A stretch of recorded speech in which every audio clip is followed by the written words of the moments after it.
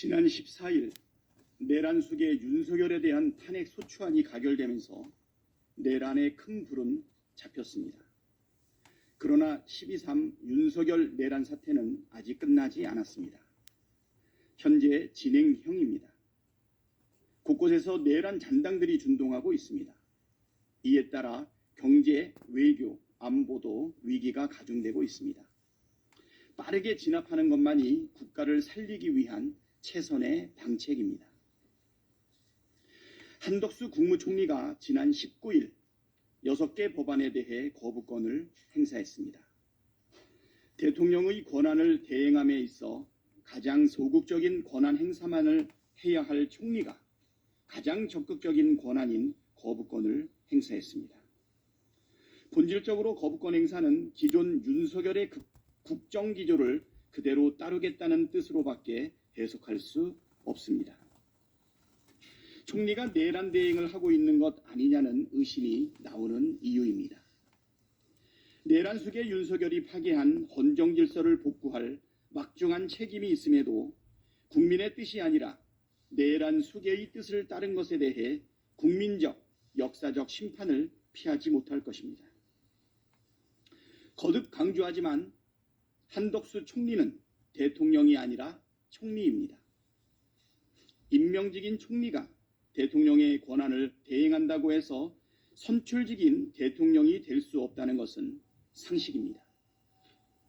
총리로서 대한민국의 주권은 국민에게 있고 모든 권력은 국민으로부터 나온다는 헌법 제1조의 정신을 준수하고 지켜야 할 책무가 있습니다.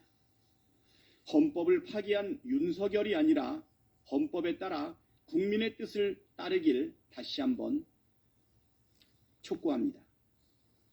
한덕수 총리가 해야 할 일은 국가 위기 상황 극복을 위해 총력을 다하는 것입니다.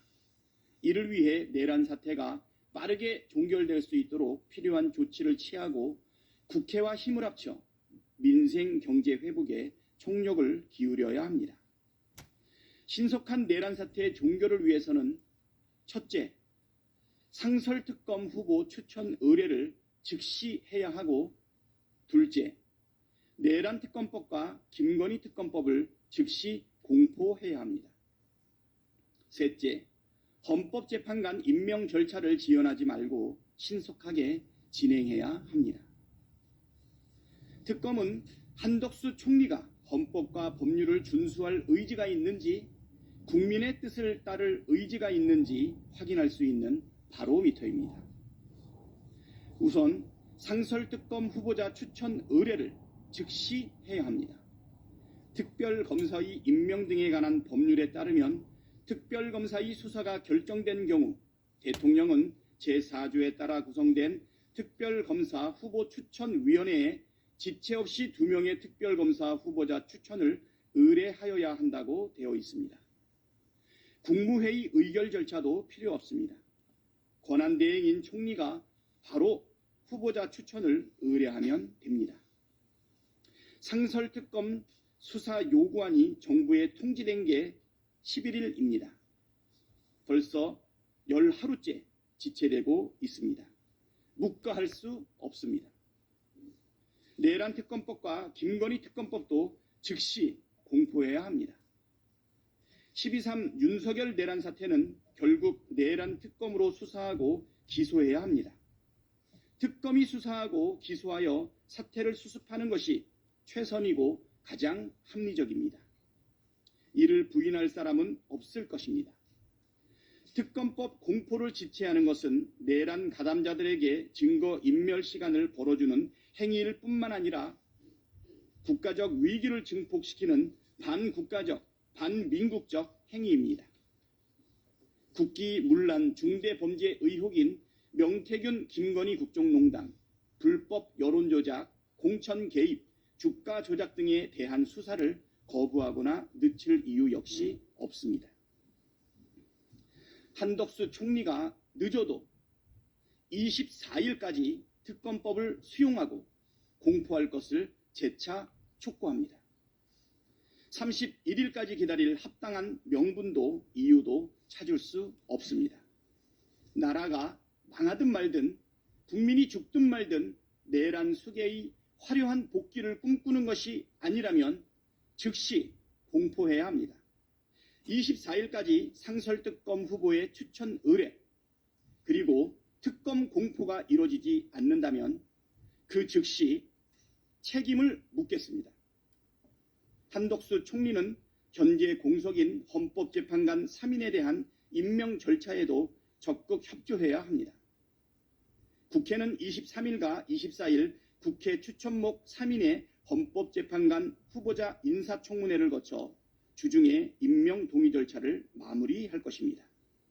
국회 추천 몫인 만큼 총리가 형식적인 임명 절차를 거부하거나 늦출 아무런 명분이 없습니다. 한덕수 총리는 12.3 윤석열 내란 사태로 촉발된 경제, 외교, 안보 위기 수습에도 총력을 다해야 합니다. 이재명 대표가 전국 수습을 위해 국회와 정부가 함께하는 국정안정협의체 구성을 제안한 바 있고 우원식 의장도 국정협의체 가동을 제안한 바 있습니다. 행정부의 수장이 내란 사태를 일으키고 직무가 정지된 상황에서 입법부인 국회가 중심을 잡고 정부와 협력해 위기를 극복하는 것은 자연스러운 일입니다.